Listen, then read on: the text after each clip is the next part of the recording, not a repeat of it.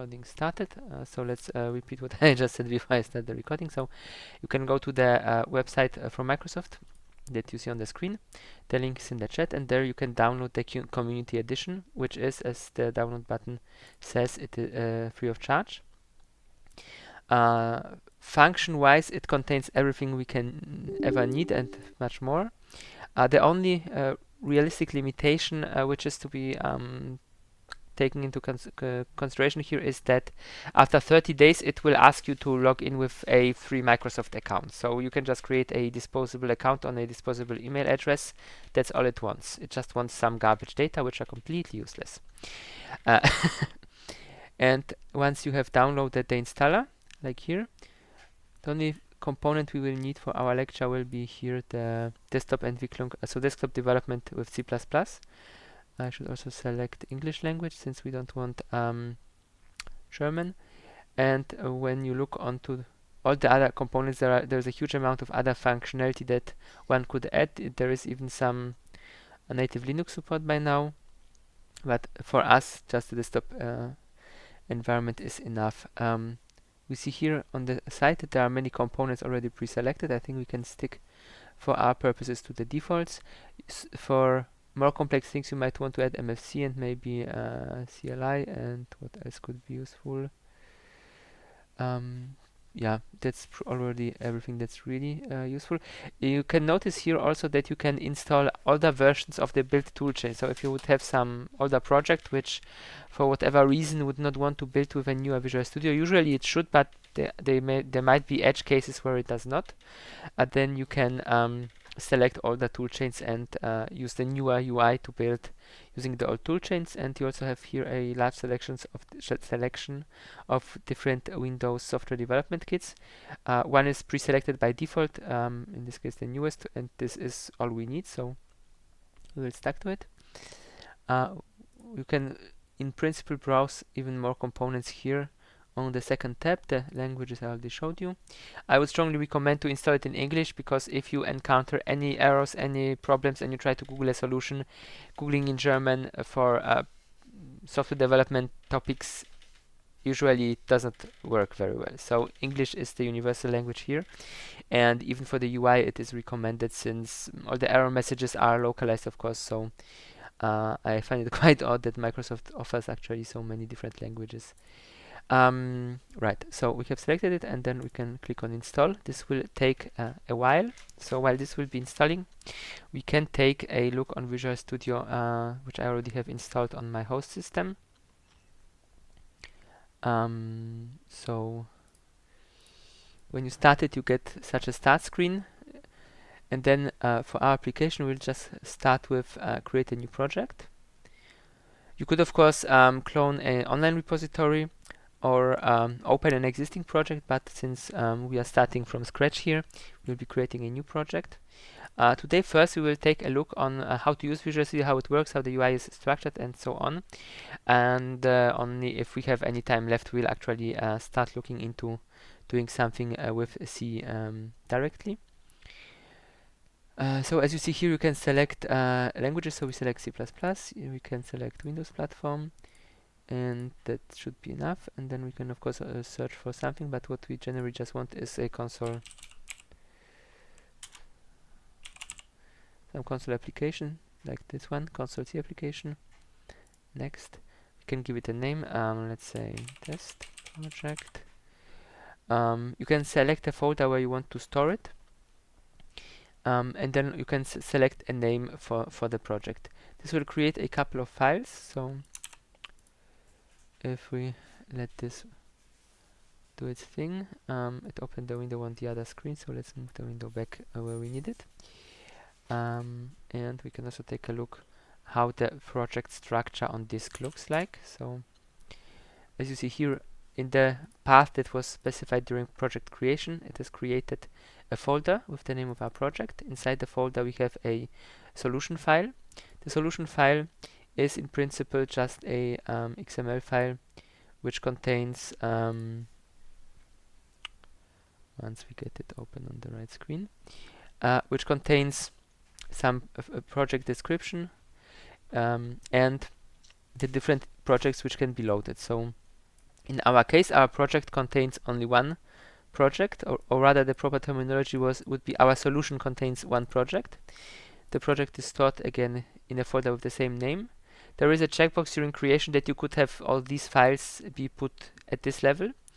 The reason why you are able to create multiple projects is that more or less one project represents, once you compile it, one file, either a library or a executable or some other type of file, like a driver, for example. And if you have a complex project in the terms that a human understands a project, so you would have probably a few libraries, some main executable, maybe a driver. So that in the terminology of Visual Studio, multiple projects, and they are then bundled together into one solution. So you see it here in the standard view on the right. You have this solution explorer where you can see your projects. In this case, we have just a test project. We can add another project to that, but before we do this, let's keep inspecting our file structure on disk. So as you see, for us, it created one C++ file already, test project CPP, which contains some standard initialization code, so that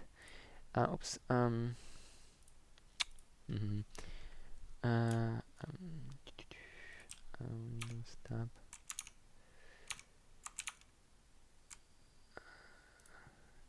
So that it prints some text on the screen, in this case just hello world.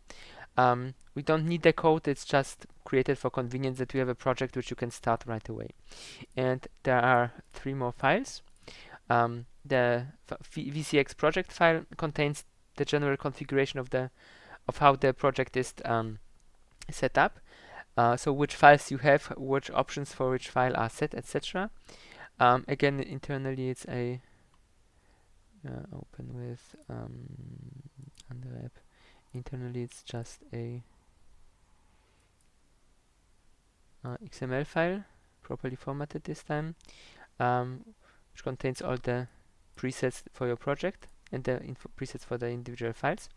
The filters file is pretty much just a representation of the folder structure that you have here in the solution tree. It's also an XML file internally. A peculiarity here is that this folder structure you see here is not related to the actual physical folder structure on disk. So if you create files, usually they will just always be created in the same directory where your project file exists.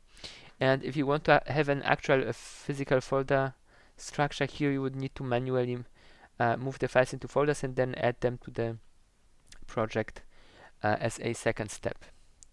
So this is a bit maybe unexpected, and if you compare it with how, for example, a C# or other languages work, if you have a C# project or a Visual Basic .NET project, there the folder structure which is presented here is automatically represented on disk. So, well, this is simply a effect of the how's the expression, legacy compatibility with all the project files. So at some point it was just customary to have all the files stored in one directory, like 20 years ago or so, and since in principle C and also here Visual Studio should be compatible, they just never changed it. So you have to manually manage your folders if you want this functionality. While for newer languages, which have been developed much later, they could just do from scratch what appeared to be more convenient. So let's see. Okay, that's almost installed. So as said, by default it creates for a project for us already a main function and some comments. So a comment, well, so since this is a lecture which should also be good for complete beginners, I will explain also the trivial things. So a comment, yes, someone had a question, or at least I heard something. Or not. Anyhow, so a comment in programming is a piece of text in your source file which has no meaning for the compiler. It's just text for the human that is going through the code to help that person understand the code. Comments in C++ can be either single line comments, as you see here, even though it kind of looks like multi-lines, you need to start every line with a // or you can also just put a comment at any point you want. Just everything after a / until the end of the line will be considered as a comment. If you want to have a real multi-line comment, you have to start it with / and end it with / and then you can write things in between, whatever you want, as much as you want, and it will stay a comment, so you don't need to prefix everything with double slashes. So this is in some cases convenient, and it's also convenient in as far as it allows you to comment out a portion of one line without commenting out the line until the end. The single line comment, like did here, comments everything out till the end. There is no way to terminate it anymore. In C++, the execution of every program starts in the main function. This is also why the compiler for us created the main function on its own automatically. And since we have already this Visual Studio here installed, we could switch to it. So let's quickly open it here. And then we will just recreate the project, since that's very fast to do. Just needs to load. During the first start, it will probably ask you to log in, but you can skip it. And you can select one of the themes. You can also select which startup layout of Windows you want to have. I just stick to general, but you might want C++ or any other of those, depending on your preferences. And once it's done with initialization, it shows us the same window we already seen, where we can create a new project. Console application, next. We'll call it again test project, since it's in the virtual machine, so there is no test project there yet. So we quickly recreate it, and in a second we will be where we were already with the other Visual Studio. Right. So the purpose of Visual Studio generally is to help you with writing the source code. So it is a so-called development environment. And development environment is basically a collection of different tools, mainly an editor, a compiler, and what you also would really want is a debugger. The editor, that's apparently apparent, I think. It's a program that allows you to edit the text of your source files, and in this case also manage a more complex source file hierarchy. So you can, for example, click on properties for your file and then select some settings that will only apply to this file when it is being compiled. And you can of course click on properties for the entire project and set properties for the entire project. We will look into these properties later in more detail. The next part of the development environment is the compiler, which is the part which translates the code that has been written into machine code. Depending on how the compiler works, it can do it in one step or it can do it in two steps. So for example, in C++ or C, it is customary that it always the generation of the final binary is always done in two steps. First, the individual source files are compiled to object files, which is a position-independent representation of the machine code.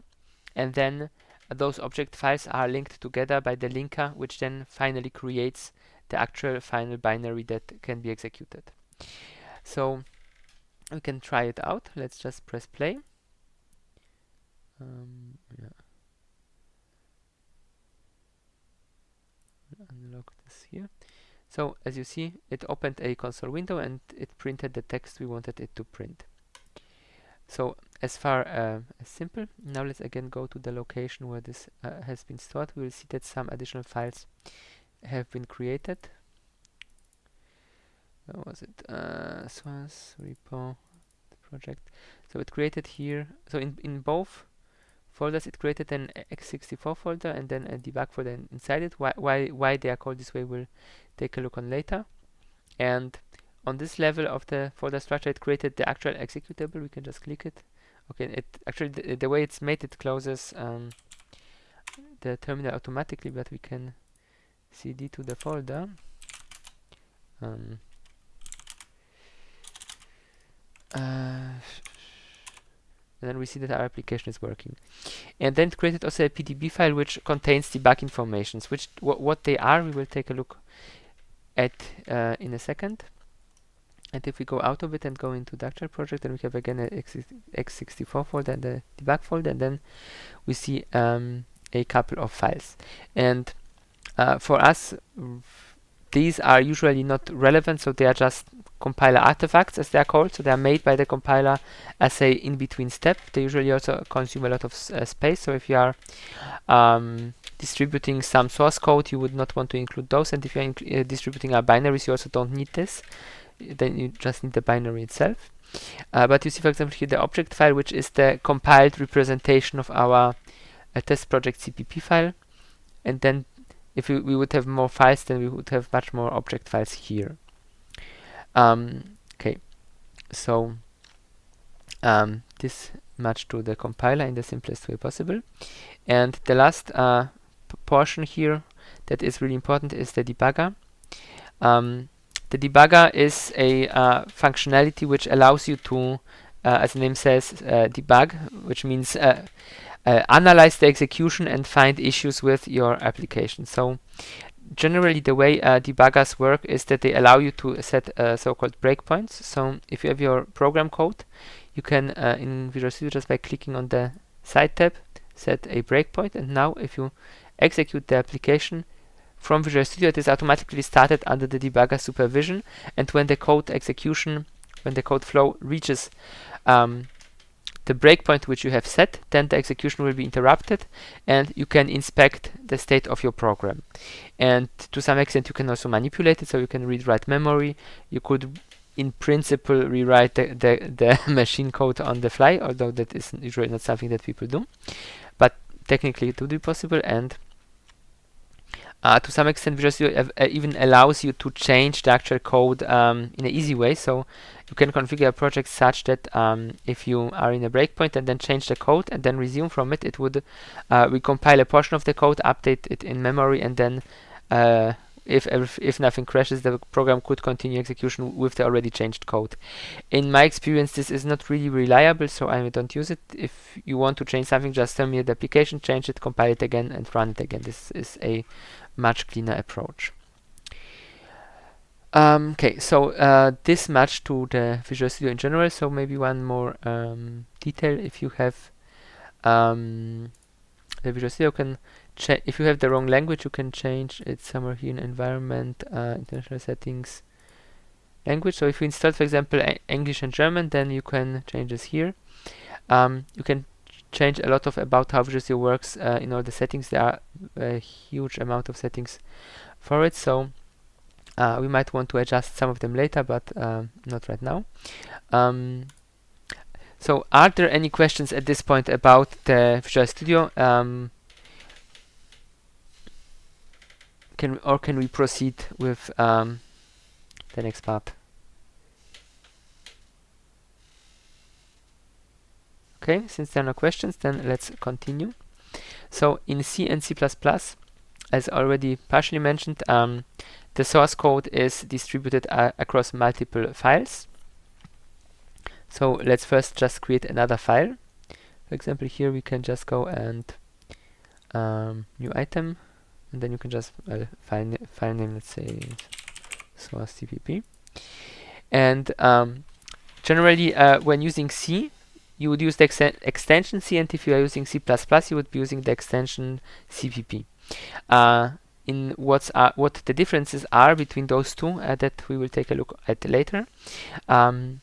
We will start with just the C part of C and C++, and later during the lecture we'll start exploring the features that C++ gives us. Generally, it is such that most C code will compile just fine, compiled as C++. There are some edge cases where it does not compile. It is usually related to typecasting, so C++ is much more strict with regard to typecasting than C. So a old style C code might need some adaptation to compile with a C++ compiler. And but once you have done this, then the modified code would still compile with the old C compiler. So it's quite compatible. And on a general note, what's the difference between C and C++? The general difference is that C++ is a object-oriented language, so you can have complex objects. What these are, we will learn during the lecture later. While C is a very low-level, straightforward programming language that can in some cases be difficult, but don't worry. Most of that, if not all, can be remedied by using modern C++ features. So it is important to understand how C works, but the more difficult things that you would need to do in C++ by hand, you can in C by hand, you can do in C++ very conveniently with the standard template library. So this makes the language as easy to use like any other modern language like C# or TypeScript, etc. Another thing about files here in C++ is that we have yet another type of file, a so-called header file. And the idea is that in C++ and C, if you want to refer to some entity in your code, this entity must be defined before you refer to it. In some other languages, for example, like TypeScript, this is not the case, or C#. There you can just have those things somewhere and it will work no matter the order. C++ is much more strict here, and since it's not always possible to so since you don't want to have a scenario where you have something that refers to something and this refers back, and then one has to be first and then it doesn't work.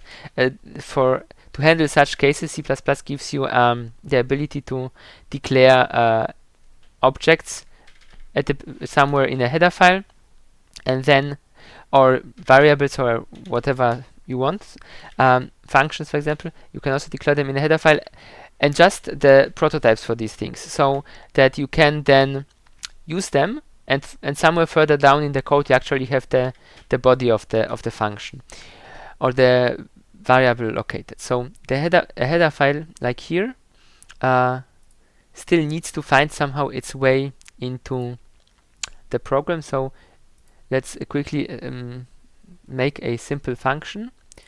So in the source file, we can, for example, just copy what we have in our test project, but we'll call it print hello. So we have a function called print hello. We'll make it void. What this means I will explain later. And now we would want to call this function, for example, from our main function here. So naively, we just want to specify the function name and the argument list. But as you see, the IntelliSense of Visual Studio is complaining, and it is complaining because it doesn't know what the function is. It lives in another file, and unless we somehow make this file aware of this function existence, it won't be able to do anything with it. So first what we do is we place just the function prototype, which is the return type, the function name, and then an argument list, if any, in a header. We can also place this directly in another C file, but usually you place them in the header, and then we need to include the header. What was it? Header H. And now this file is aware that there exists a function called print hello. It doesn't know what the function does. It just knows the absolute minimum it needs to know to be able to call it. And the function which will be called here then can live in another file and be completely oblivious to anything else. As you might have noticed, we have included here this IO stream, and here as well.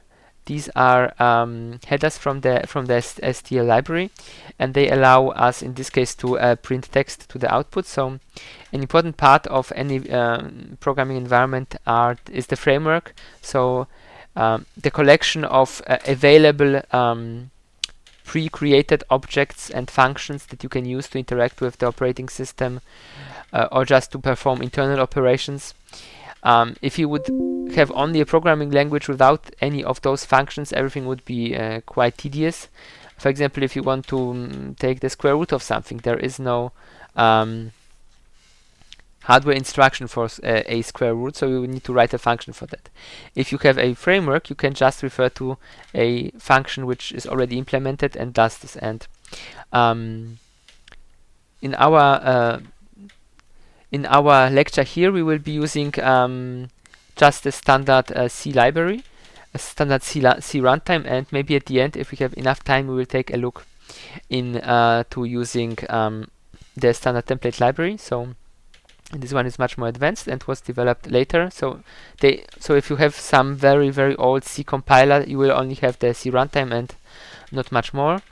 STL has been introduced much later. In fact, it has not been introduced together with C++, but after it, a couple years after. Initially, you could have C++, and then you need to write your own different classes. Microsoft had a own framework called the MFC, Microsoft Fundamented Classes, which was okay and quite useful, but now since STL took over, the MFC can be more or less considered deprecated. Although if you find some old projects somewhere on the internet and you want to use them, a huge amount of projects from the first decade of the century are still using the MFC libraries. There are also third-party libraries which are also quite good. For example, the Qt library, which is platform independent. So if you write a C++ application using only functions provided by the Qt framework, you can compile this application on Windows, you can compile it on Linux or on Mac, and it should run just fine. The only situations where it wouldn't do it is if you are using some platform-specific functionality. So Qt allows you to use some platform-specific functions, which needs to be extra included. And also you can at any point in time just call some native operating system function yourself without using the framework. Then you would also break this platform independence. An important thing to note about generally about compiling in binaries is that compiled binaries always only work on the platform they have been compiled for. So you cannot compile a binary and have it run under Windows and Linux, except if you have Linux and are using Wine, which is just a Windows emulation, or rather, well, the name Wine is Wine is not an emulator, but basically it's just simulates a Windows environment for the applications, and it doesn't really work well with many applications, so it's a bit hit and miss. But if you count out such compatibility workarounds, any compiled binary will only work on one platform for which it has been compiled. And with the case of Linux, this is particularly aggravating, since you don't build a binary for Linux, you build a binary for, let's say, Ubuntu 18.1, and it might work to some extent with Ubuntu 18.5, but they break compatibility all the time, and it will probably not run on SUSE Linux, and it will not run on Red Hat, etc. So if you are making a project, then if you can distribute them as source code, this is always most convenient for everyone, because then people can just compile for whatever platform they are on right now. With Windows, you don't have such issues, since Windows is quite compatible, so Microsoft invests a lot of time and effort to maintain compatibility with basically with any application ever made for Windows. So everything that is 32-bit will run on a modern Windows, even if it was made in the last millennium. Of course, there are exceptions, but generally this works this way. So, but coming back to our development environment, so we have already seen this structure with the files. We could of course run it now again, but this would not be so interesting. It would just again print hello. An interesting thing to know is how this include statement works under the hood. So naively one might think that, okay, the compiler is smart and it reads it and it understands it and it does something internally, but the way this works, the way this was implemented initially, is that such an include statement really just takes the header here, just the whole content, it copies it and it pastes it instead of the include statement in a temporary file, and then it compiles the temporary file. which which allows you to do quite a few non-standard things. For example, you can include a C or CPP file into another C or CPP file. There are use cases where this is useful, but if you would actually try to do it without special precautions, the compilation step would fail. We can actually try to do it on purpose. So if we now also include source CPP and run the compiler, it will compile all the files just fine, but then once it tries to link the files together, by the way, we can now take a look here and see that we have 2 object files, one for source and one for test project. And then here, when you are compiling things and something is not right, you will encounter errors, and these errors will be shown in the output here of the build process. These errors are reliable. They might be sometimes quite cryptic. So errors which are generated by the compiler as such are usually quite easy to debug and to correct. There is an exception if you have some complex template-based classes, then the errors are a bit more cryptic, but except for this exception, most of such errors are quite straightforward. It will just tell you, for example, if you would change here the name, it would just tell you file name of function not known, or name of variable not known, or something like that. And then it would point you to the line where the error occurred. The next step of the compilation process, the linker, creates errors which are not that trivial to troubleshoot. For example, the error we have caused here by including the source file and having effectively twice the same function with the same name is that something function name something already defined in source object. So in this case it is helpful enough if one knows what to look for. It just means, okay, we have this function twice, and this should not be the case, since the compiler needs to be able to uniquely identify any entity to which you refer to.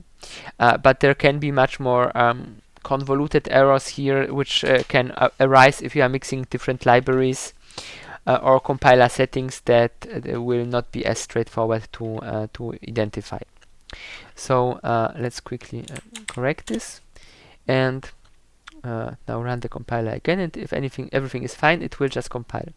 You might have noticed earlier that here, when we wrote some code which wasn't right yet because it didn't know the function name, the compiler, well, not the compiler, the editor has underscored the function name in red. This is a part of well, any good IDE does this nowadays. It tries to analyze the code up front without compiling it and then help you to avoid mistakes. But this mechanism is not foolproof. So you might have situations where it will underscore something and it's fine, or you might have situations which are more common where it will not complain about anything and then it will still fail to compile. So whether your code is at least syntactically correct or not, you will only ultimately know when you try to compile it, and not necessarily before that. There is another error list which you can also switch to. So as you see, we have the output, which you have here the build output. In this case, without an error, you have also an error list where the errors would be listed. So it is quite nice, and here you can select which errors you want to see. So if we would intentionally break things, then it would show you an error from the IntelliSense already before you run a compilation step. And in case you have some very exotic sources which causes IntelliSense to fail, you can here select that you want to see, for example, only build errors, that it does not show you here the errors which it thinks are there but might not actually be. Of course, in this case it was a real error since we caused it on purpose. Okay. So this much to the general structure of a program. You have obviously functions. You can call functions. You also have variables.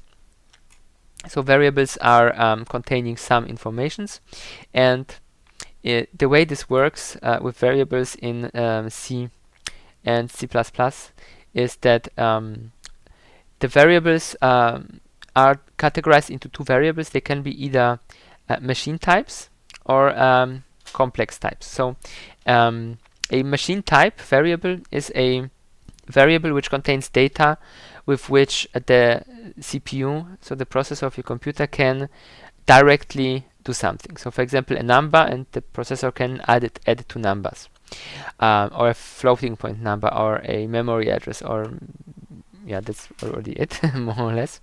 But usually when you are writing more complex programs, you would want to have, for example, a matrix or a vector or a string of text. That is a very common case. So even here in our very simple Hello World application, we already have a string of text. And the thing is, a CPU cannot handle strings of text. A CPU can only handle individual characters, and then the next one and the next one. So let's start taking a look on what variable types there are in C and C++. So let's create a new project for that. We'll be creating a lot of projects for everything, since this is, I think, convenient. So you can either close the solution, save, and then you can create a new project from here. It remembered which type we created last, so it offers us to create it again. Let's call it variables. And again, it's like always, it creates with the same default content for our file. So let's just get rid of everything and just write it from scratch. So first we include something that will give us some very basic functionality, stdlibh. So the IO stream is not something you would have in just C. It's only available in C++. In plain C, you use this stdlib or stdio, etc. And one thing you might have noticed here was when including things, sometimes you include with quotation marks, and sometimes you are including with this greater, smaller signs. And the idea is that since you might have your own headers, some of your own headers, those you include with the quotation marks, and a lot of headers that belong to a framework, which we are including with the sharp brackets, let's call them. There you can kind of, by using the different quotation marks or the smaller, bigger signs, it gives the compiler a hint where it should first look for the header file, and in which include directory. So for anything that is part of a framework that you have pre-configured, you are using the sharp ones, and for everything that is your own header that you have added somewhere in your own project, you are using the normal quotation marks. Usually it's not very picky which ones you have to use when, so it usually works when you even take the wrong ones, but in special configuration cases it might not. So what else would we want to include? stdlib would give us the very basic functionality to print something again to the console without the IO stream. We can use stdio. We can also include a library that helps us with performing mathematical operations. Although at this point, it is important to note that this applies to mathematical operations in the sense of more complex ones. So the simple ones like addition, multiplication, division, etc., this can be done by the CPU by individual instructions directly. The math-age library is more like calculate the sign of something, get the definition of pi, get the square root, get something to a power of something, etc. So such functions are available there. And if you would want to generally be able to do things with Windows as such, we could of course include the Windows H header, but we don't need this now. So for now we'll just create a new main function.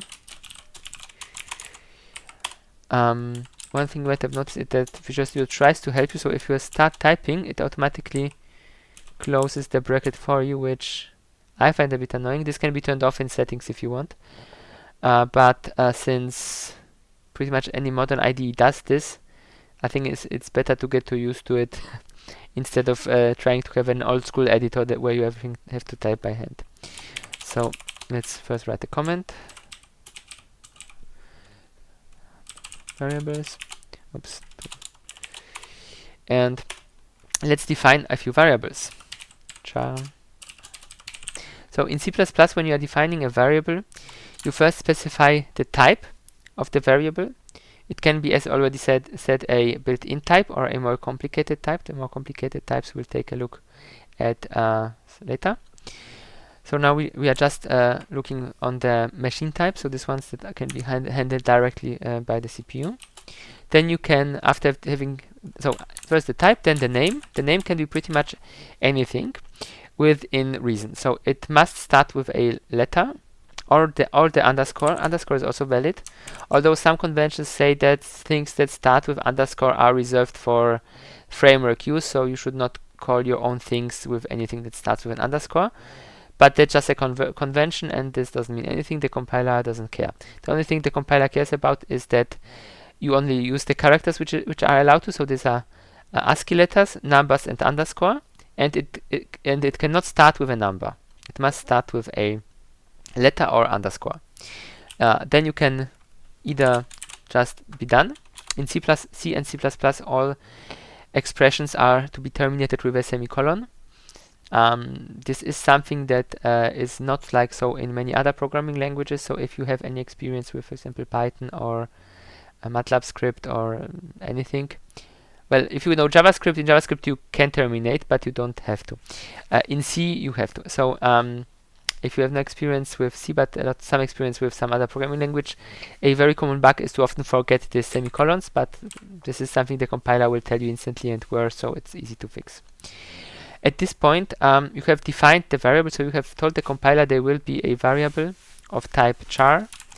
So char is a character, basically a number between -128 and +127, and it can represent in the range of 1 until 127. Most of the values are printable characters. There are some special characters, of 0 as such is reserved, and a few others are reserved, but most are printable. There is a table of all the valid ASCII characters, which you can find on the internet if you Google for ASCII. So the American Standard Information Interchange something. But to continue with our variables, so you can also assign a value from the beginning. So you can assign, for example, the value 0 to a variable. And it is good practice to always initialize variables with some starting value. Even if you want to later assign something, it won't hurt if you pre-assign a 0. Because assuming that for some reason you change your code later on and then your first assignment became conditional maybe, then you might run into a situation where you might want to read a value from the variable without having ever assigned a value to the variable. And this will usually return you a some random value.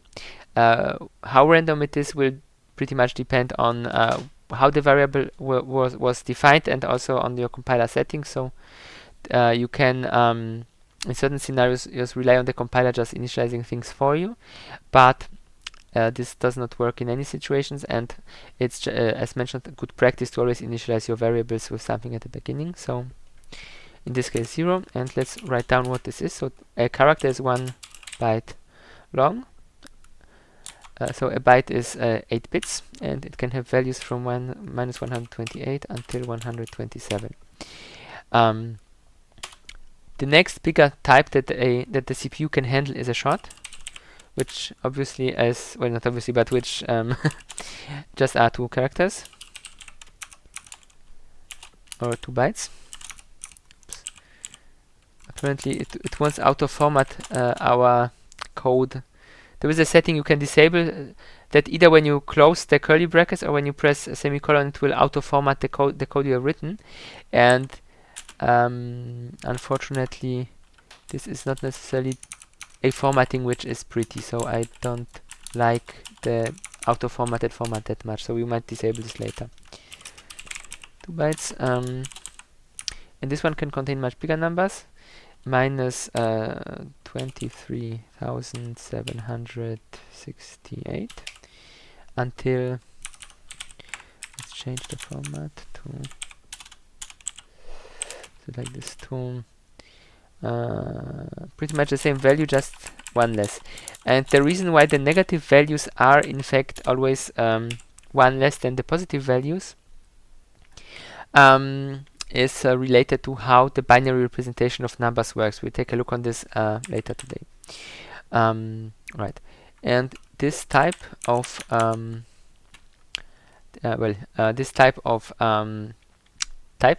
this type of variable has a few aliases, so you can write different things in short to get a short type variable. So you can write short int, so alias. It's simply just simplified that you don't need to write the int in addition. Okay, next one. The next one is just int, and int without any explicit specification means an integer of the length which is default for the platform you are working on. And if you have, for example, programming for a Arduino, or let's say, to be more precise, for a very small Arduino, the default int will usually be like a short, just 2 characters, 2 bytes. On bigger 32-bit Arduinos, it will be 32 bits, so 4 bytes. And on any typical Windows system, or in that sense x86 system, the int is also defined as a 4-byte type. And even if you have a 64-bit x86 CPU, the normal int will still be just 4 bytes in size. So 4 bits usually. And of course this is a huge number by now, 2,147,483,648, and we need more space. And of course the positive boundary is this value, just one less, and alias long or long int. And if you have an Arduino, a small Arduino, and you want to use a 32-bit number with 4 bytes, then you can just write long int, and it will give you, even on a small 8-bit microcontroller, a 32-bit number.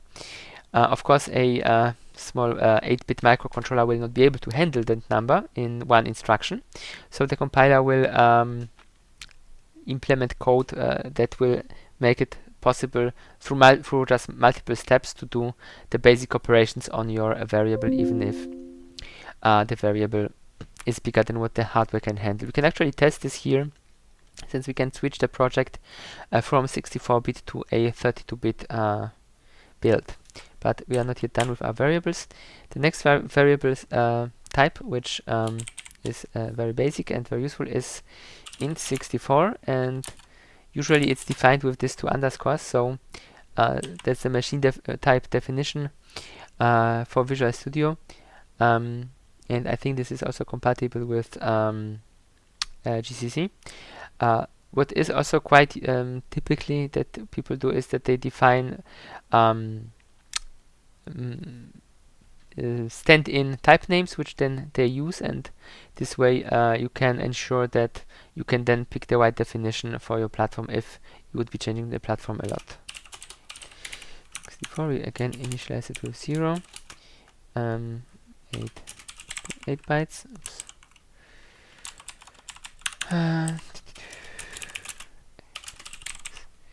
Okay, and this is a really big number, so instead of typing it down, I will just copy and paste it. Oops. And this type also has an alias, and the alias is long, which is quite strange. So since C++ was around since such a long time, since basically the, I think, 70s,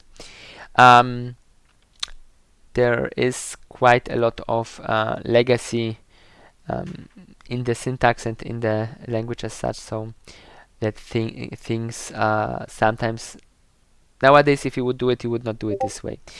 Let's say it this way. Okay, so as you see, those variable types, they can contain positive and negative numbers, but there are a lot of use cases where you don't care for negative numbers. You only want positive numbers, and these can be quite easily achieved using the unsigned keyword. So we just write unsigned char and then a variable type. So for example, unsigned char, my uchar is equals 0. Also, we can write numbers either just as decimal numbers, or we can write them as hexadecimal numbers. So instead of using 0 until 9, we are using 0 until f.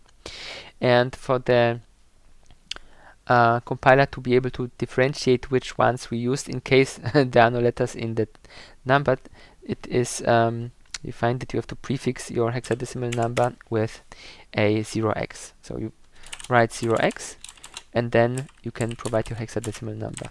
And as you see here, a character is represented by exactly 2 hexadecimal numbers, each from 0 to f, and each of these 4-bit portions of the byte is called a nibble.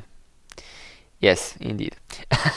So that much to this. Let's quickly align these things a bit more. And the nice thing about this notation is that if you have other types, let's for example short,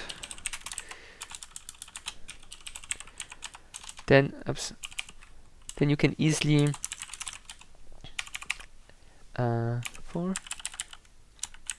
set these values. You can easily set the entire range of the value without having the risk of exceeding the value range that you can use. So if you are writing a number like here, you could write 127, but you could also write 28, or you could 146, and it is not instantly apparent that this number is actually bigger than what fits in a character.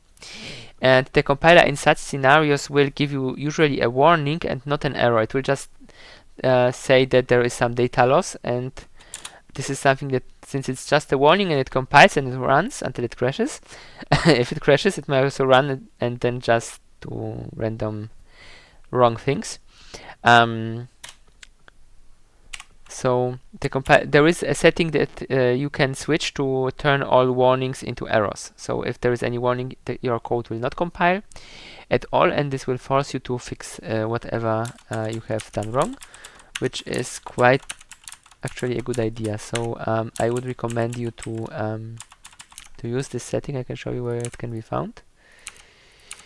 Project. So you click on a project. If you have multiple projects in a solution, you need to change the setting for every project individually. C++. Where was that? Here. So configuration of project. C++ general. Treat warnings as errors, and you can enable this. Then every warning will break your compilation. And there is also another related setting called warning level. As you see here, by default we are at warning level 3, but you can set warning level 4, or you can even go to enable all warnings, which means how picky the compiler is with your code. So warning level 4 or enable all warnings will complain about anything that could remotely pose a problem, at least from the things that it can recognize. There can be things which it cannot recognize, but this would be recommended if you are starting to program and trying to learn things. So maybe we should do it for us. Okay, but anyhow, let's quickly finish what we were doing here. So as mentioned, here you don't know it, but here if you're using the hexadecimal notation, you can instantly see that, well, a character should always have a number that only contains 2 nibbles. A ushort should only contain 4 nibbles, and a uint should only contain 8 nibbles. And in principle, you can of course use this notation also to assign values to a signed number. This is just fine, just that it is not so easy with negative numbers. So we will take a look how negative numbers are encoded internally later, if we have enough time today, but we might have, so let's see how far we go. The last one which is missing here is our unsigned int. Okay, zack, and then of course we just again double the amount of nibbles, and just to write things down, it starts at 0, sorry, so 1 byte, it starts at 0 to probably somewhere here, 255, which in hex notation is 0xFF. And the other ones, likewise, everyone now starts at 0, so this is already a small simplification. We had the 2 written somewhere else, so let's stick to this.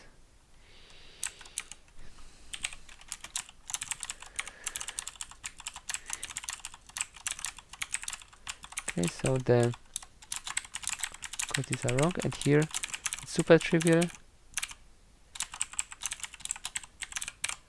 to know. Basically, the mean value is 0x00, and the max value is 0f, however many f's you need. So this is quite nice at this point, and the proper values here are 65,000 something something for the short, 4,290,000,000 and a few for the 32-bit numbers, and 18, I don't know by heart what's the magnitude of the number, but it's big as you see, for the 64-bit numbers. At this point we have only taken a look on numbers which are integer, so we don't have at this level yet have taken a look on anything that is a floating point number, but obviously for scientific application, scientific calculation, and also for just controlling things, it is quite useful to be able to have some sort of representation of numbers with a comma. Conceptually, they are two concepts. One are floating point numbers, so where the comma in your number is can vary, or they are fixed point numbers.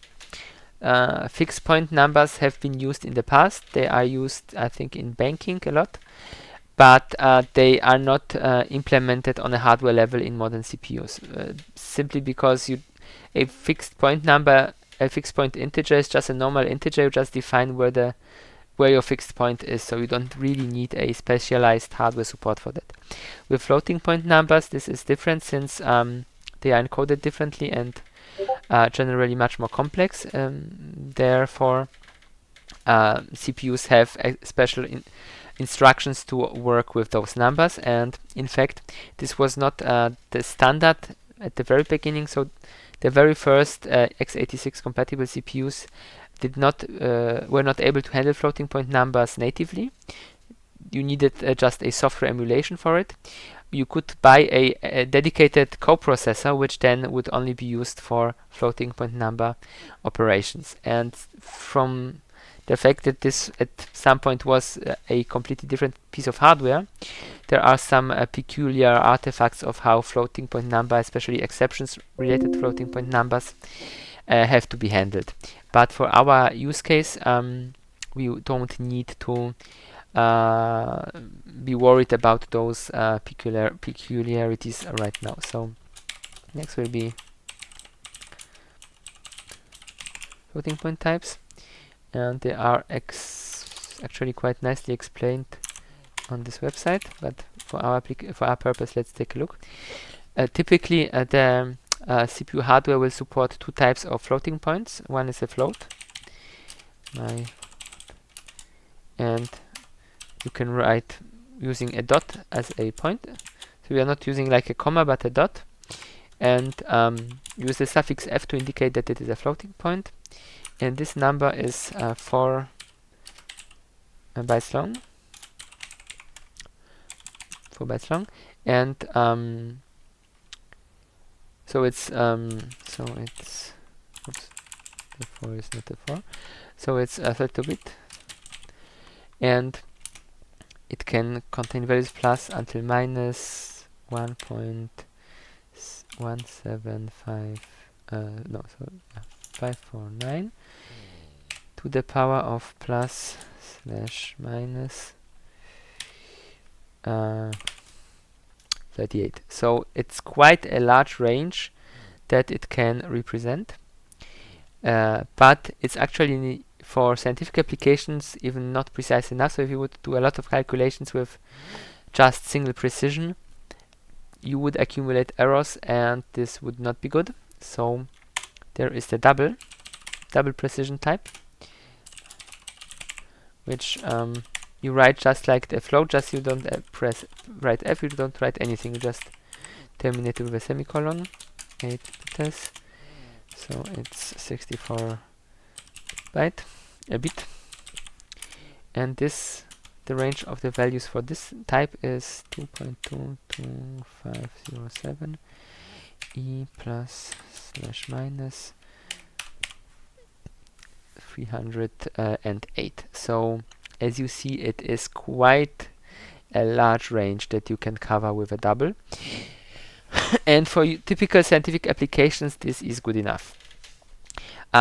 Interestingly, there is a use for even smaller types, which only was invented recently, in the last few decades, not in the last century when those things have been defined, which is neural networks. So when you are creating neural networks and selecting weight values for your individual neurons, you don't need pretty much any precision. So floating point types with less precision than 32-bit have been developed, and this goes down as much as just I think 4 byte might already be enough, because you only need very little information per neuron, weight per neuron for a big network to operate. And apparently it is beneficial to have more neurons with less complexity than have more complexity and less neurons. So apparently this is a trade-off where in the end you need less resources if you just use more simpler neurons. But for our use case, we will not be looking into that. It is just good to know that such data types exist. And since we are at such data types, I will also now quickly mention some other data types which modern CPUs do support, which are vector types. So long time ago, with I think the Pentium 2, Intel introduced a thing like a MMX, which was short for multimedia extension, and the idea there was that you need to do some sort of matrix operations on vectors, and if you would do this, if you would be able to do it like in one clock cycle or on a hardware level with an instruction, instead of having to implement loops in software which have a lot of overhead in comparison, then the CPUs would be able to play video, which older CPUs were almost not able to do with any decent resolution. Nowadays you don't need anything. The CPUs are so powerful that you can do things the most difficult way and it would still work, but obviously you want to do things in an efficient way, so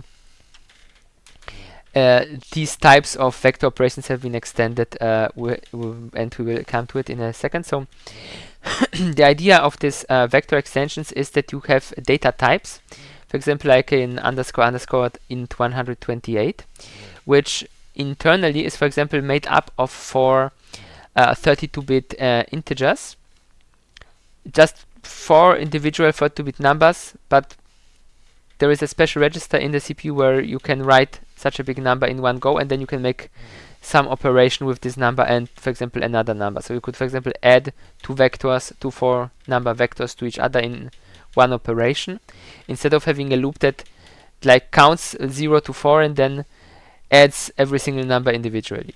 And in modern CPUs, so first they have introduced SSE extensions,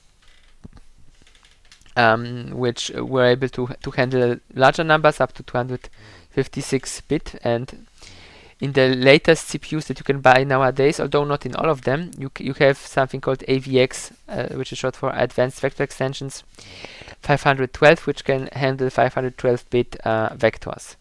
And the interesting thing here is that usually the way these instructions operate is that you can specify when you're using the instructions by which exact instruction you're using, from which numbers the vector is made up. So you can have a vector that's how much is it? 16, I think, 32-bit numbers, or you can have a vector which is made up of 64 one-bit numbers. So and such operation can then be executed in one in one instruction on the CPU. And this does not always mean that it is executed in one clock cycle, but it is executed much faster than if you would have a loop and iterate through it. Such types are also useful when you are copying large amounts of data. You can just use those special registers to to copy data around much more efficiently, because you can just do it in bigger portions, or simply said, you can instruct the CPU to do it in a bigger chunk, which allows you to more efficiently utilize the resources of the CPU. These data types we will not be using during the lecture. They are special, and as mentioned, they are architecture specific. So the x86 architecture, which is typical on desktops, is capable of using them. I didn't look into which sort of vector extensions you have on ARM. They probably is something, because it's in various scenarios very useful.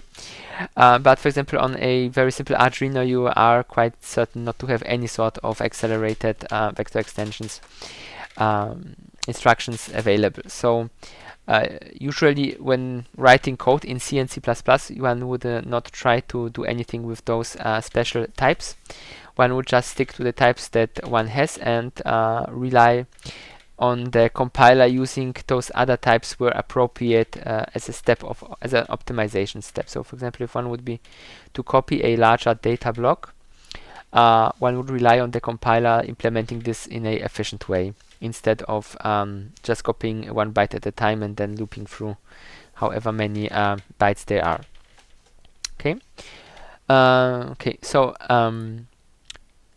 one thing that I already mentioned without saying it explicitly enough is that in a CPU, all the numbers which a CPU is able to work with are stored in registers. So a register is a very small, very fast piece of memory, which is pretty much an internal part of a CPU core.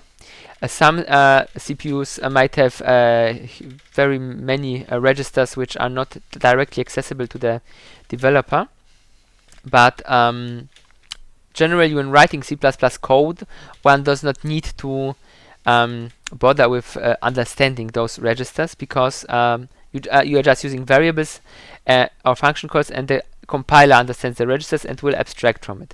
But as soon as you start debugging some code on a lower level, understanding that the data with which the CPU operates are have to be stored in registers, then this becomes important. So in principle, a CPU cannot add two numbers which are stored in RAM to each other, for example, directly. It needs to load the value from RAM into register, load another value from RAM into another register, then it can perform the operation on the two registers. The result will be stored either in one of the two registers or in a third register, and then only then the result can be written back to RAM. And an optimization step, obvious optimization step here is to when having some calculations, to try to keep as much data in registers and not copy something to RAM and then back into the register and then back to the RAM and then back into the register, but you would try to keep as much as you can in the registers, or rather the compiler should do it for you. This is not something that nowadays people by hand optimize. Only in very edge cases where someone would write their own assembly, there they would need to know how every individual register works and so on. But just for writing C code, it's good to know how this works on the hood, but it's not necessary to be proficient in assembly writing. On the x86, on the typical 32-bit x86 CPU, there are 8 registers, which are more or less general purpose. So four of them are just general purpose. Another 4 have some special functions, and so it's it really are just very few registers. And on the 64-bit version of x86, which AMD has developed ages ago by now, you have in total 16 registers. You have the same registers that you had in the 32-bit mode plus 8 new ones. The 8 new ones are all just general purpose registers, and each of them is 64-bit long. And as already mentioned, in addition to this regular architectural registers, you have special registers which will contain, which you can, for example, use for floating point operations, which you could use for this vector operations. Some other registers are status registers or configuration registers, which define how the CPU behaves.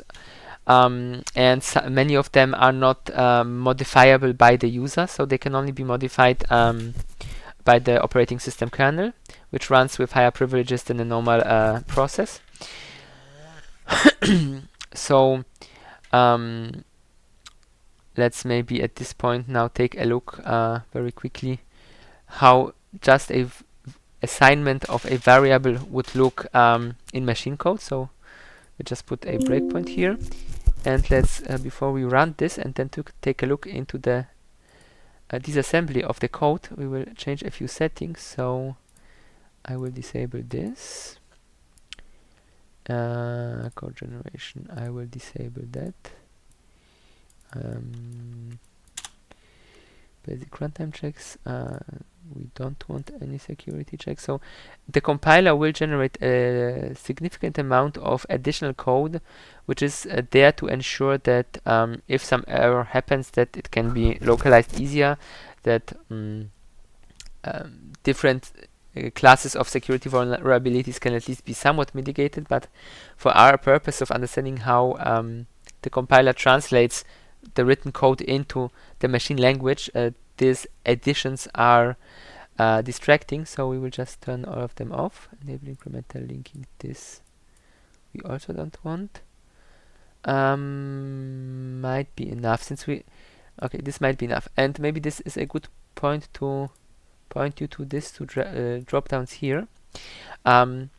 The first one, you can select between a release and a debug configuration. In principle, you could add any other amount of configurations you want, but the general idea is that a debug configuration is how the compiler will compile your program when you want to debug it, when you want to test it, when you want to play with it, and so on.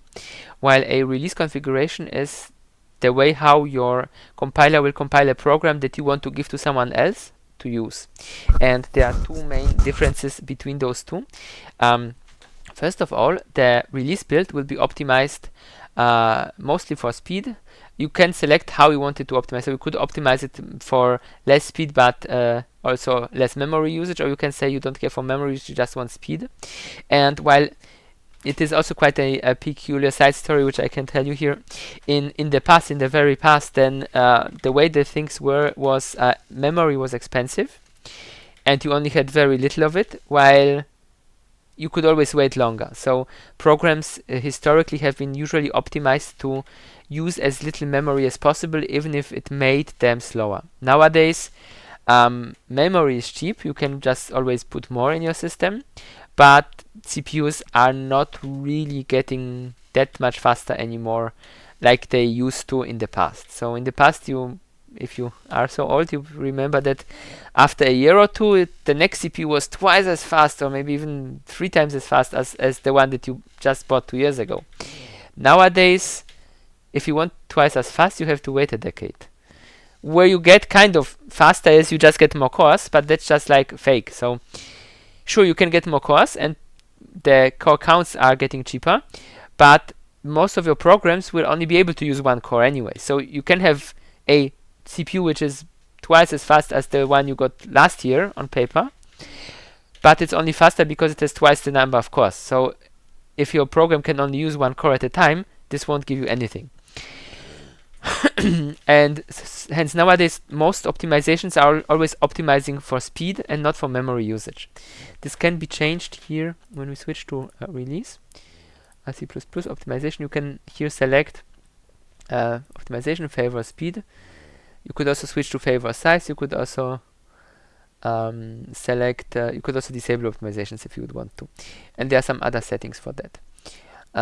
So that much to optimization and release build. And the other configuration is the debug build, which has usually no optimizations. The reason for this is that if a code is highly optimized, it kind of can become very convoluted. So it will be difficult to find out what went wrong if something crashes, because pieces of functions may be reused. Data will be stored in registers, so sorry. So it will not be as easy to find those out from a memory dump. You would need a dump which also saves the register states, etc.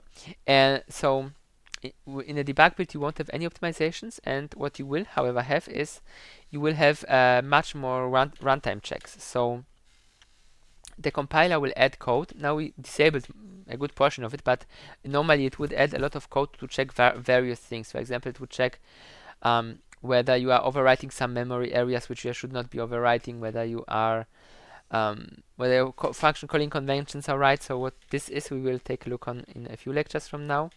But there are scenarios where register content might get corrupted and so on. And since C++ and C are such low-level languages, there simply is a lot of potential to break things. And nowadays, since security became much more important than it was in the days before the internet, compilers by default add a lot of such checks automatically. So when you will be using a debug build that is non-trivial, you will probably notice that as soon as it starts doing something that is computationally intensive, it will be much slower than a release build. But it also helps you find bugs, so it's an okay trade-off. So this much to this. And the other Dropbox here, platform. Here you can select for which CPU architecture, for which platform you want to build your project. And by default, you have the 32-bit x86 and the new x64 architectures. You can add in modern Visual Studio also ARM64, or you could add the old ARM32, but this one is more or less deprecated, so the only other interesting architecture is ARM64. However, since the machine here I have is an AMD machine, we cannot run ARM code on it or test anything, so we will be just sticking to those two architectures. If there is interest, we could try to run some ARM code and debug it on a Raspberry Pi, but I think that is not necessarily necessary. So this much to this drop down.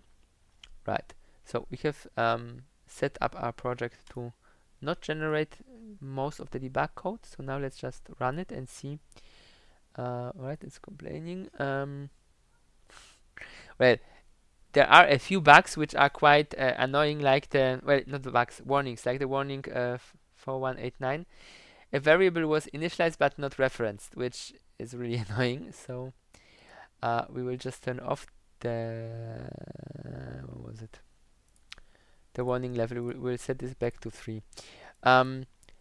You can use Pragma directives to explicitly disable individual warning messages. So it might be reasonable to just turn off the most annoying warning messages and then keep it at 4. But for now, let's just switch back to a warning level of 3. We have built the project. We can now run it. And since we set a breakpoint, as already mentioned, you can set it by just clicking here next to the line number. There is a list of all the breakpoints we have here on the bottom in the breakpoint tab, and all the windows, you could close them if you are uncareful, so you can re-find them by, for example, this ones. Many of these windows here are in the debugger windows, and then breakpoints, for example. So this would be this window, and you can re-enable them. So if you close some of the windows that you had opened here by default, you can always get back to them. And in fact, we will need another window to take a look into the code, which is the disassembly window. So the disassembly window shows us the machine code together with our code. So we see what the compiler made out of our C code. So here, obviously, it is quite trivial. So, for example, to assign to our variable my char. What we do is we use the move opcode. Then we say that, well, it will be a byte. So the move instruction as such is used for any length of bytes. You just need to specify then how well, the size of what you want to interact with. If you would be using a register, this would be slightly different. But since here by default in a debug build all the data are tried to be stored in memory, what is done is we have here a register RBP. The R prefix is common amongst all of the 64-bit registers. So in principle one can ignore it because it will always be the same.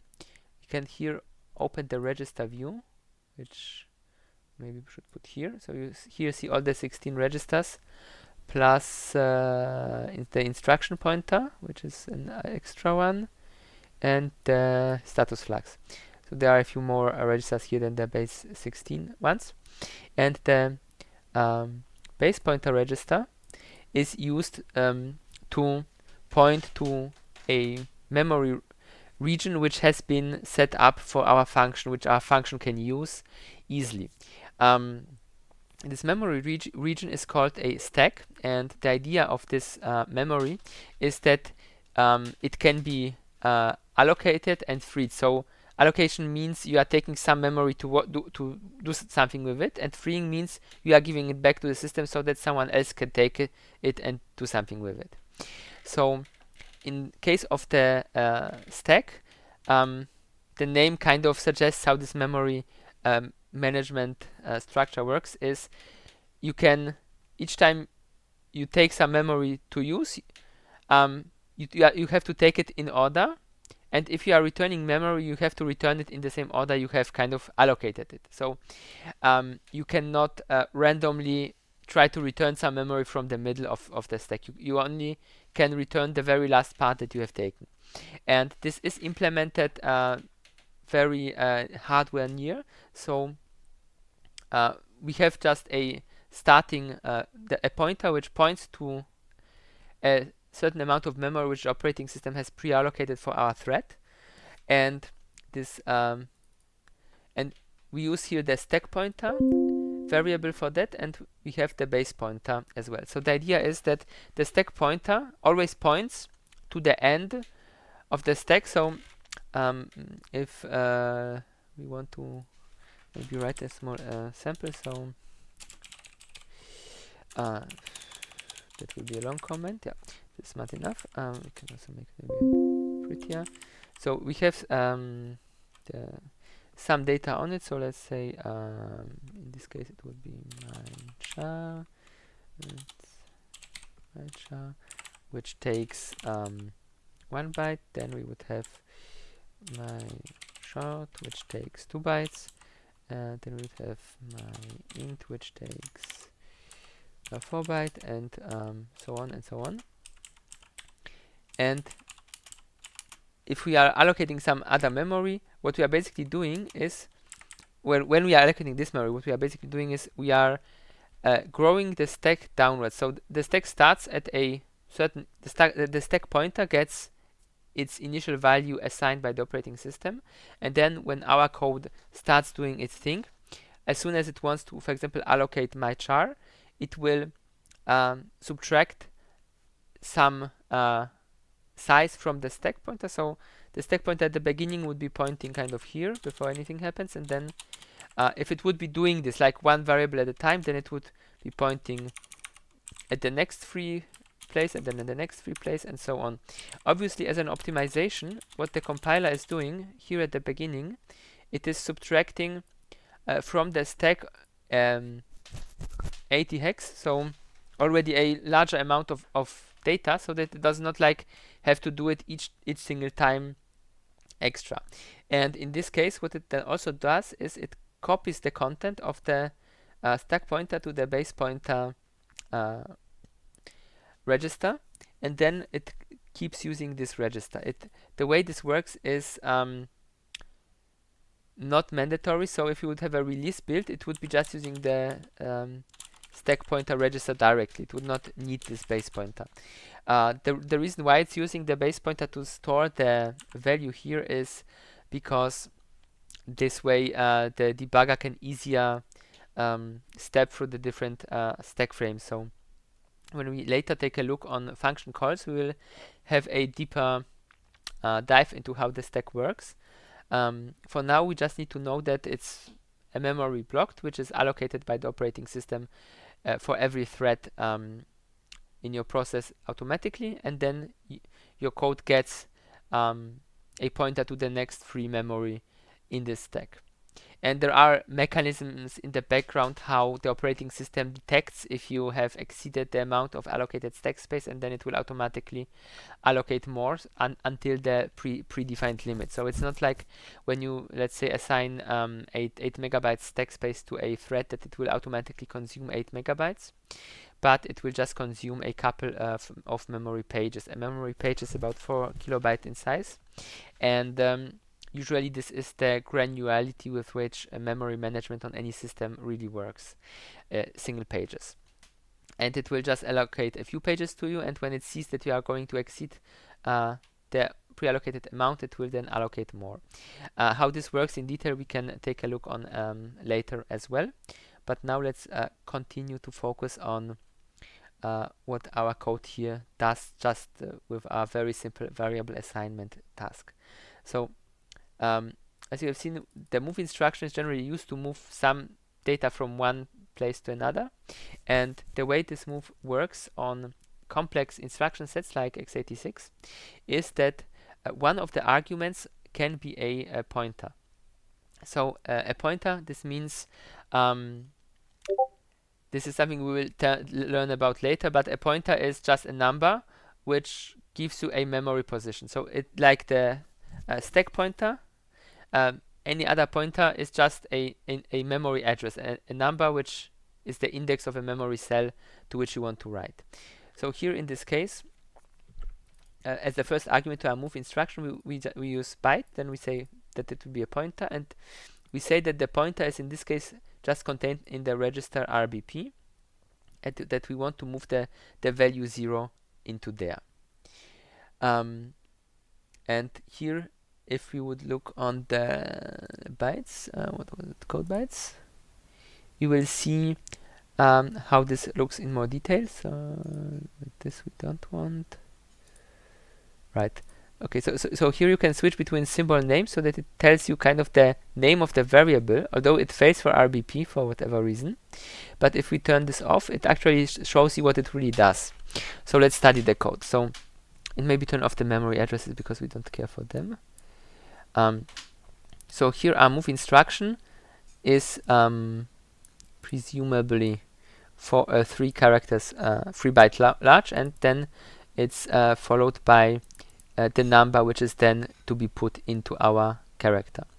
And the way this is encoded is that these 2 numbers would be different for different registers. But we don't need to know these details. This is maybe a bit going a bit too deep. The idea here is just to give you a general overview of how the compiler creates machine code and how the machine code is then executed by the CPU. During the lecture, you will not need to write or understand any machine code yourself. This is just something that it is good to know and good to have heard at some point, but it is not something that will be something you will have to work with at the beginning of during the lecture, basically, because it's highly complicated.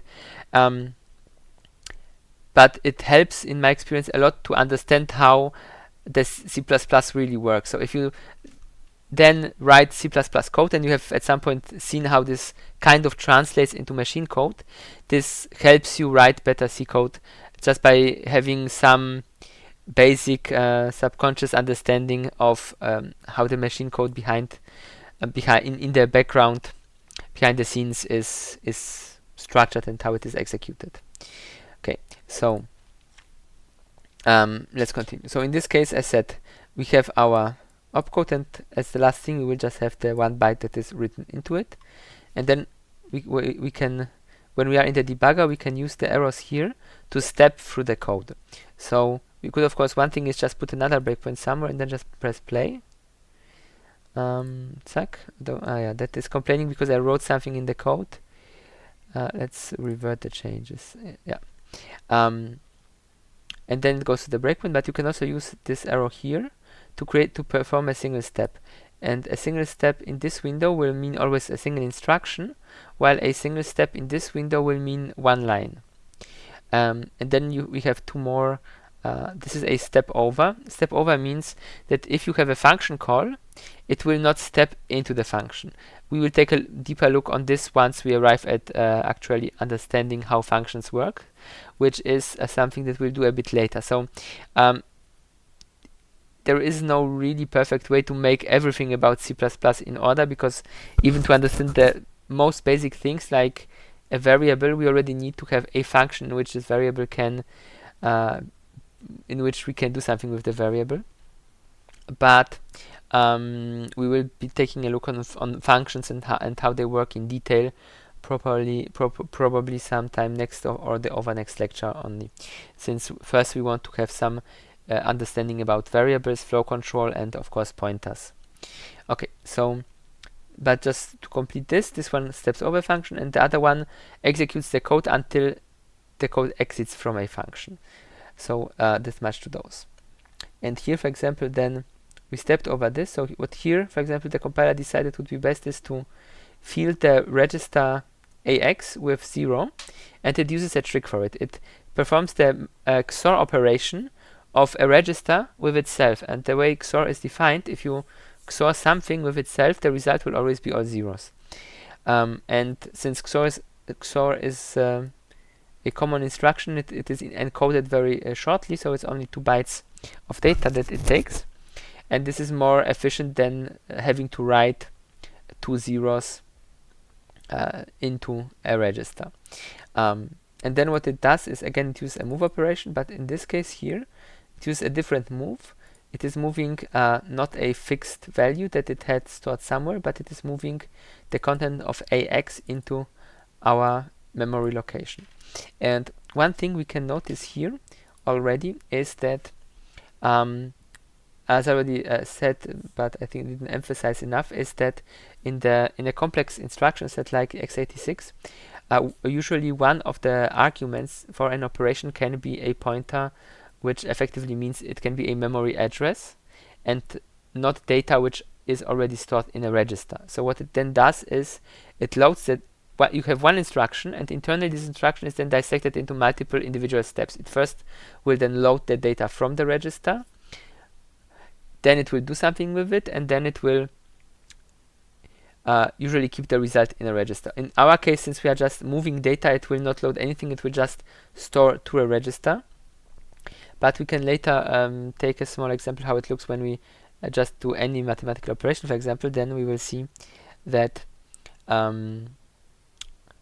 this works as explained, that it combines multiple steps. And for example, a ARM architecture, so what you have in your cell phones usually, is a reduced instruction set, meaning that all the operations that you have there, except for explicit memory load and memory store operations, can only take registers as operands. You cannot have one instruction to which you say take a memory block from there, do something with it, and give me the result. You have to first load it. And this is, for example, one of the reasons why for good performance on ARM systems, memory bandwidth is key, because you need much more instructions to do the same work. Also with ARM, every instruction typically is 32-bit long, so 4 bytes, while here you see that some of the instructions can be as short as just 2 bytes. Others are of course longer, so there is some trade-off, but often you need much less machine code to do the same thing in x86 than you would need on an ARM platform. Right. So the next operation here will be the assignment of our 64-bit variable, and here it decided to assign 0 using the move operation. So this is a bit a special case, because the way this is defined, the move operation usually takes only values up to a 32-bit. There is a special move command which can be used if you want to assign a bigger number. And then of course the same thing repeats pretty much identically below for the unsigned variables, because at this level of interaction with the variables, it doesn't matter to them whether they are signed or not. Only when you would do a mathematical operation for which the sign of a variable is relevant, the compiler would then pick different opcodes to interact with the variable. For just assignment or just comparisons operation, for example, the compiler uses the same opcodes for signed and unsigned variables. And finally here we have our floating point numbers, and here we see that it is using different registers. So again, it uses the XOR trick to fill the MMX0 register. Actually, I can enable them. Yeah, I can enable them. Here, you can enable here by right-clicking in the window all the different registers you might want to see, which are available on your system. As you see, I have quite a few available, but not. Yes.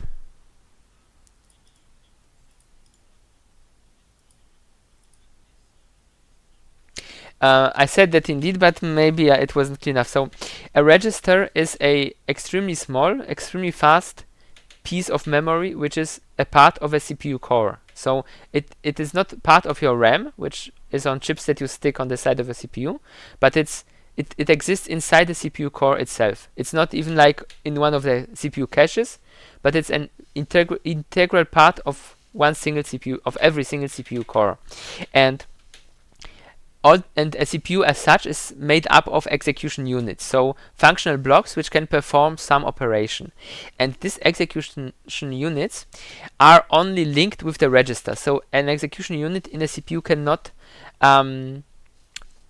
access memory outside of registers. It cannot access a cache, it cannot access RAM, it cannot access anything. It can only access a register and take a value from there or write a value to there. With an exception, of course, there are load and store units which are explicitly made to load and store data from RAM. So they are connected to the memory controller, and they can load or store informations from RAM or from a cache if it's already cached to a register. But all the other units, in the CPU can only access the registers and nothing else. And in complex instruction sets like x86, you can have opcodes which internally are broken down into micro opcodes, where every single opcode will then be executed by one execution unit. So for example, if you have an operation take data from memory and add a number to it, this would be internally broken down into first invoke the load unit to load a memory block into a register, then invoke the arithmetical unit to add a number which is part of the instruction to the number which has been loaded into a given register, and then depending on the instruction, it will usually just modify the content of the register. But there are also instructions which will not change the register, but instead write the result into another register. So such trinary operations are more common with ARM. On x86 it is more customary to just change the content of the register, and then you would need to add one extra instruction to store the data from the register back to RAM. Was that clear enough? Okay, you're welcome. So that much we have. Right. Yeah. So here for the floating point numbers, it uses the different registers. These ones are part of the floating point unit. And nowadays, as already said earlier, they are part of any CPU. In the old past, there was like a physical second CPU you could plug in, which would contain those registers and the floating point units, but that's ancient history. So it uses this XOR trick to just initialize this register here with 0, and then it uses a move S, like S for single precision, to move to a address the contents of this register, and then it kind of repeats the whole operation. If this would be like a release code, the compiler would have remembered, okay, I have already cleared MMX0, and it would not clear it again. But since this is a debug build, the compiler tries to translate our code as honestly one-to-one as it can without taking any shortcuts. And here it uses the move-d instruction, move-sd instruction, to since it's a double precision operation, to move it to another offset. And as you might have noticed with all these operations, we always have this RBP register, and then we have a different offset. And these offset numbers are usually, for example, 1C, you can find them as a part of the instructions. 02 is here, 28 is there. With ARM, this kind of works the same, but ARM is unpleasant. So here you can usually quite easily see where the values are placed, because it has some bytes which are the opcode and some bytes which are some offset and some bytes which are the data, and that's clearly separated. In ARM, since they kind of tried to save space, the way this is done is that certain individual bits inside an opcode might encode for some offset, and the bits might not even be like in a continuous space. So this is highly unpleasant to work with. If you need to kind of assemble your own machine code from some assembly, but as long as the compiler does it for you, it doesn't really matter. So it's not really a practical problem unless you're doing some really low-level things by hand. Right. So yeah. So here, as said, again, it uses these different instructions, and that's pretty much it. We didn't have written any more code, so let's terminate the program. And yes. Yes?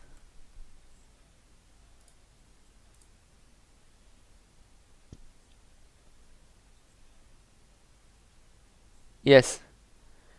You can disable the source code, and then you really have just the disassembly. Just a checkbox here. So if the compiler knows to which source code it belongs to, it will just take our code, including the comments, and just place it here.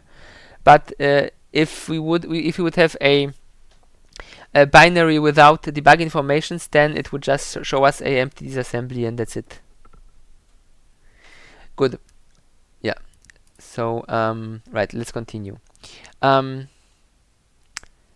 next probably reasonable thing to talk about is to take a quick look on how these numbers look in binary. So we have looked now how that CPU is on a very low level interacting with variables, how variables are implemented, and so on.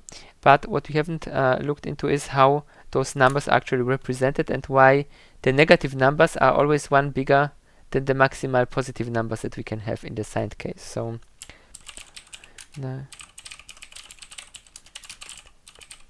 let's take a look into the binary representation of integers. For positive values, this is quite simple. So 0. And if you want to write a number which is in binary, so not in hex but really in binary, then you use not 0x but 0b, and then you write your individual bits. So 1, 2, 3, 4, 5, 6, 7, 8, and this is 0x, 0, 0. Right, and then we just copy this a few hundred times, and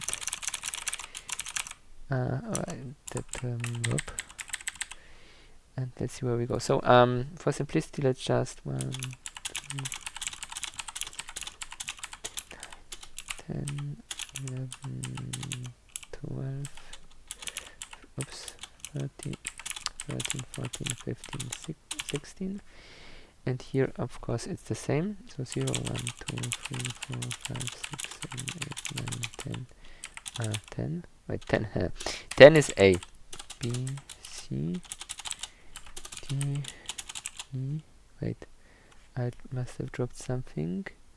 Alright, we don't have 16. F.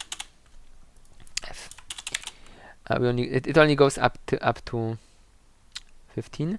If we would have 16, that would then go to the next nibble, and it would look like this. 16. Zack. And of course 0 is 0, 1 is 1, 2 is this, 3 is this, 4 is, oops, this, 5. So it's quite easy. You can, I think, already spot the pattern. You always just, oops, 0. Right, so it's 1, 1, 1, 1. So you always add 1, 0, shift the 0, so add a 1, and then you shift it, and if you cannot shift it more, you add another 1, and then you shift that one, and so on and so on. Right, so 1, that will already be everything. So again, I think this will always be set now. Here again we just add 0, 1, 0, 1, 1, 1, 0, 0, 1. Now this one will be always set. 1, 1, 0. Wait. 1, 1. Wait, I did something I should have wrong. So 0, 0, 1, 0, 1, 1, 0, 1, 1.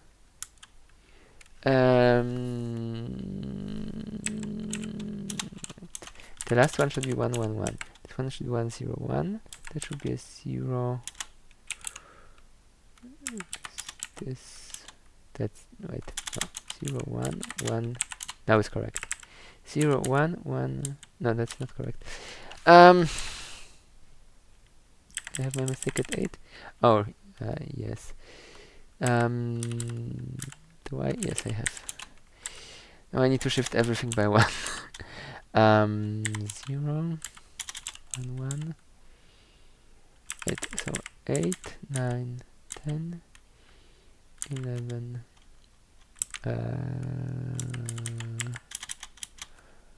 1, 0, 0, 1, 0.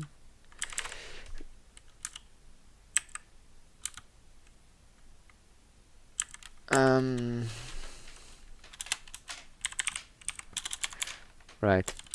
Now we have 0, and now we have 1, and we have 1. So 0, 1, 0, 1, 0, 0, 0. 1, 1. Now it's fine, I think. And this one would be, of course, so the one just shifts to the next one. And this is already it. For every other nibble, you just repeat the pattern going up, and of course the max value is just all ones in the unsigned case. And if we now want to take a look on how the numbers look in case of negative values,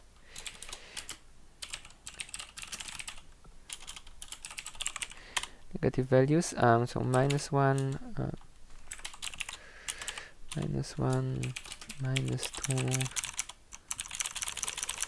and so on. That will be quite a few more. So 1, 2, 3, 10, 11, 12, 13, 14, 15, and then 16. Right, so you notice that we don't start at 0. There is no negative 0. So here we can just use 0b and all ones. Looks like it's enough ones. And that's 0xff.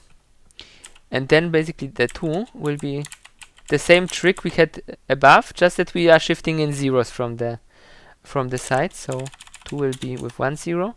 And everything is shifted by one additional value, since, as I mentioned, we don't have this negative 0, we only have 1, 0. So the positive value, so our 0 is positive, and the positive values lose one of their members to be the 0. And now we just need to type everything else down. So this will be E. And since I'm lazy, I will just copy it. Since I have a small cheat sheet prepared. Right. My cheat sheet was lowercase. Zack. Right, and of course with 16, at 16 in this case it would be 17. Then we would what would be zack 0, and this would be then 3 ones EF. Oh yeah, EF. Oops. Yeah, that will be EF, and so on. So this is how internally. So like in the binary representation, a number is represented, and this is of course just for a character, and if you go to more characters, like let's say 64-bit, you just make this longer and longer and longer. So the scheme is very trivial and quite easily to generalize. But of course, it would be too easy if it would be that easy. So let's try assigning a number. So let's call it let's do it with a normal int so an unsigned int my test. Oops.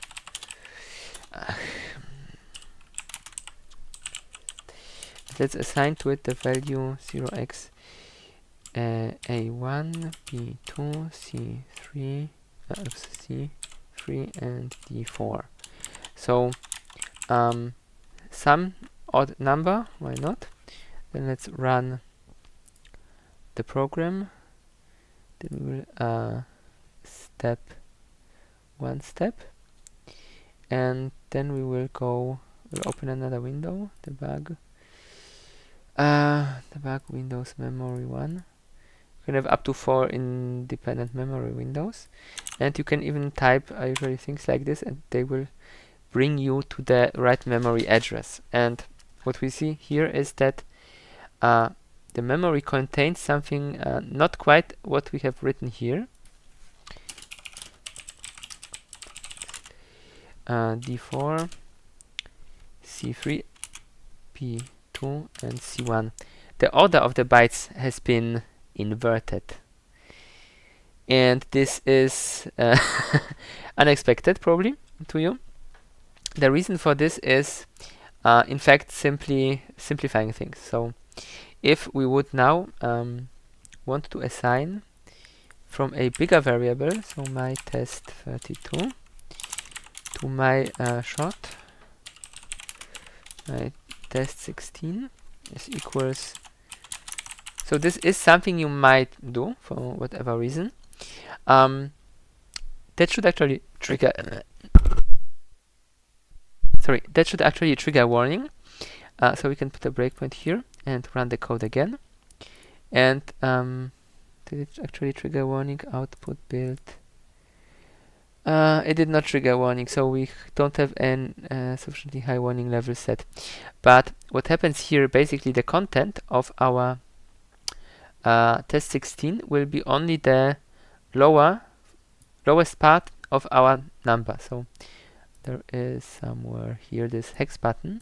When you turn this on, the preview, like here that opens, will be shown in hex. If you turn this off, the preview is in decimal, and as you see, decimal is useless, but hex is nice. Hex so shows you directly that the content of the new variable really are just the lowest order bytes from the longer number. And this is implemented such that if you copy bigger numbers onto lower numbers, you will automatically end up with the lower portion. So that's probably why a long time ago they decided to order the bytes of the number in memory in reverse order. This is usually not really a problem as long as you just are using your own program and so on, then all the numbers will always automatically be correct. But if you would want to save such a number by copying its binary representation, for example, into a file, then what you would end up is, well, then you could of course load it again in your program on your platform and it would work fine. But if you would send it to someone who has a different architecture, then their CPU might interpret the bytes in a different order. Their CPU might expect the bytes to start with the highest order byte and then and end with the lowest order byte and not vice versa. And this is called endianness. And one typical case where this actually is a bit of a problem is that network protocols, especially the older ones, tend to store the data in the natural order. So this is called the big endian notation, where it is stored like in order. And here what we have is the little endian notation, where it is stored like reversed. And usually it is also referred to as a network and host order. The idea is that network order is like defined in the protocol specification of the network, and host order can be little endian or big endian depending on which machine you are on. And there are functions provided as part of usual network libraries that convert from network order to host order, and this means that on a big endian system they just don't do anything, they just copy the value as is, and on a little endian system they will reorder the bytes in your number. So this is something that is to be known, and it's probably one of the more counterintuitive things that numbers are stored like this. Yeah. And also this is something that at this level mostly of course applies to the typical register. So for floating point numbers you don't have endianness. Floating point numbers are specified independently by the IEEE organization, and every CPU that works with floating point numbers should use this particular representation. So you can save their such floating point numbers to a file and then load them somewhere else, and they will still be understood. And of course, usually when saving things to a file, it is not recommended to just take a chunk of memory and write it to a file, because there might be other platform-specific or implementation-specific artifacts that might make the file not universally readable. So the recommended approach, of course, would be to either have a defined binary format to which you are writing, and then always you know that you have to do the right conversion, or you could also opt for using a text file representation. A text file is much less efficient than a binary file, obviously, with regard to storage space as well as with regard to the complexity when reading and writing such a file, but it is the most universal approach. So if you don't have huge amounts of data, defaulting to some sort of semi-human readable text file is probably the best approach that you can have. Okay, so let's continue with learning about variables.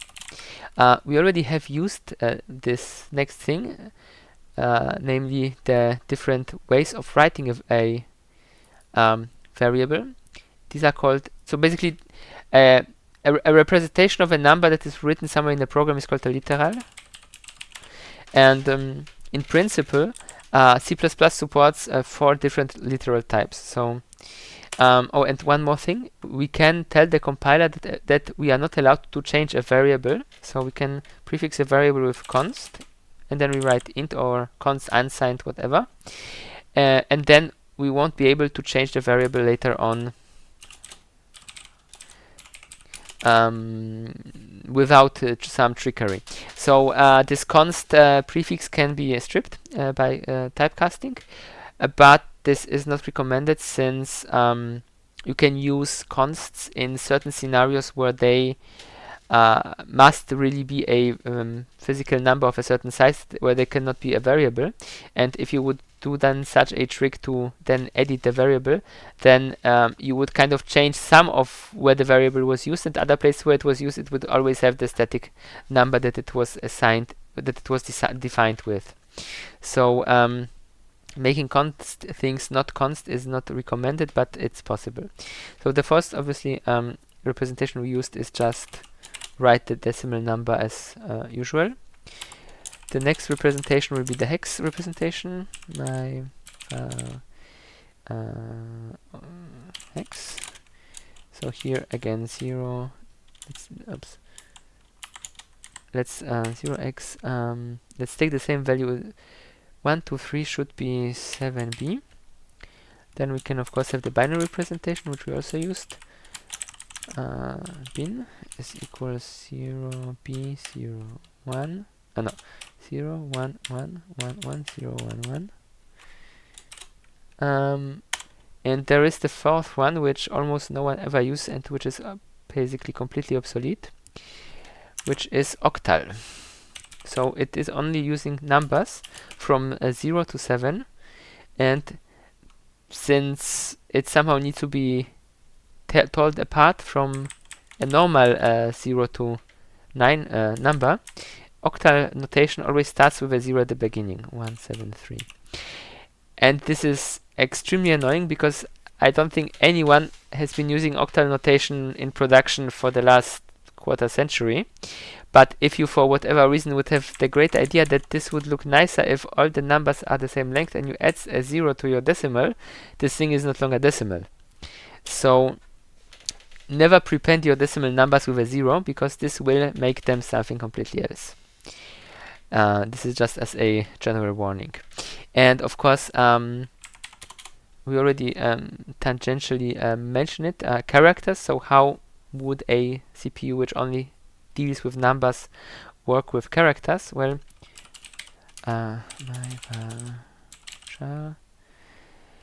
is equals, quite simply, you use the single quotation marks, very important, single, not double, and then you can write one character inside. For example, the opening curly brackets, and then you can oops, I dropped the h, char, var, this should be supposed to be var, my char underscore, just to differentiate it. That will be the same one, 0x78. So as you notice, opening curly brackets are the same as 1 2 3. It's really as simple as that. There are a couple other literals which can be used here. So let's just call this like char1, char2 is equals, we can use single quotation mark backslash x7b, or capital B, doesn't matter. And all of these are basically equal to, nope, to this. And this already brings us to one detail that is also quite useful when working with strings. How would you enter a character for which you either are not allowed to use it in a string, or which you cannot find on your keyboard? You are using this backslash character, which is called a escape sequence. So you start with the backslash, and then you use a normal printable character which has a special meaning. For example, if you would want to have the character to change a line to a new line, char n, there is a character that changes if when you have like a really old school printer, something that is not like making an image, but something that has like a small wheel with single letters, and then a hammer then just is pushing these letters on your piece of paper. So you have for every letter a letter, obviously, but you have to tell somehow the printer that you want to roll with the paper to the next row, or that you want the carriage of the printer to return to the beginning of the page. So backslash n makes a new line. So the new line feed character makes a new line, and since you don't, so generally when you press enter, this is your line feed. But what is a bit problematic here, of course, is you don't want to, each time you want to press a line feed, like put something in the next line of your code. So instead what you are doing is you can use the backslash n stand in line feed, which then will change this to, if I remember correct, that should be, it's either 13 or it's 10. And if we say the variable is const, the compiler will show us what it would be if it evaluates the equation. So yeah, it's 10. And the other one I mentioned earlier, R, carriage return. So to move the printer head back to the beginning of the page, it's \R. And there are a few other ones. There is a, what is the other one? Well, you might want to use a tab, which is also quite, well, you kind of have a tab on your keyboard, but, and you could use it. But if you don't want to use a tab on your keyboard, you can use \T.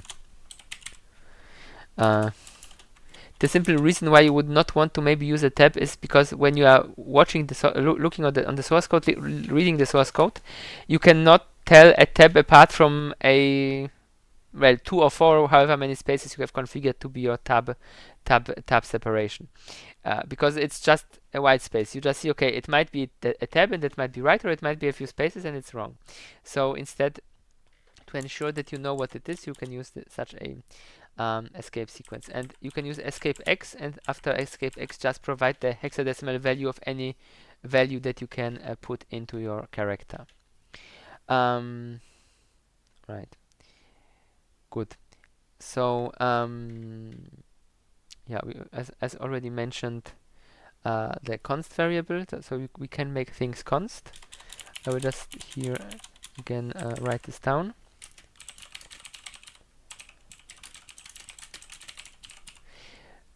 Shouldn't be changed, can be changed.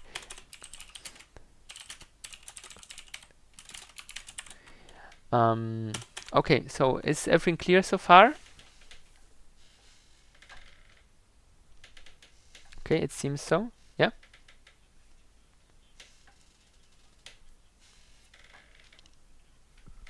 That's true. That should be T. Yep. Anything else?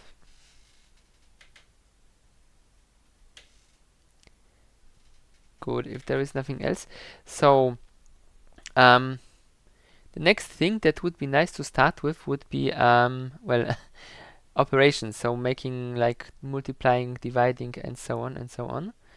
But that will take longer. So we are just half done through the variables part. And the lecture is, I think, planned to go until 17:30. But technically, since it's only 3 hours, like 3 lecture hours, that should be a 15 minutes break somewhere, which I kind of didn't do. So we are kind of already running out of time for today. Let me know whether you prefer a break somewhere in between, or whether you prefer to just quit 15 minutes earlier. And if you want a break, you should remind me of doing breaks, because I'm usually forgetting those. So let's see what we can quickly cram into the last 2 minutes. I will maybe give you a small reference about the general registers, which there are. So if you are interested in learning more about registers, there are a few resources online where you can learn about them. During the next lecture, we will be taking a look, as already mentioned, into operations. So we can maybe already tease the next section very quickly with a comment. And so today there will be no homework, or maybe there will be a very simple homework: install Visual Studio on your systems, and this will not be tested, so I just trust you will do it. You will need it later, so you should do it. And when we are done with the next part of the lecture, I think we would be ready for some first homework. And if you want to know what this will be, I can tell you already now. The idea will be to get a deeper understanding of how floating point numbers are internally structured. So for integer numbers, we kind of already understood them through and through. Floating point numbers are a bit more complicated, and then homework next time will be related to them, but it's not anything super difficult, so it should be fine. Well, and since there are no more questions, I think for today we will finish. You can send me emails with questions if you have any. I will upload this code here to Moodle, and I will upload the lecture to YouTube and put the link up on Moodle. Um, yeah. Any questions or are we done? Okay. No questions. Good. Then have a nice evening and we will see each other next week. Bye bye.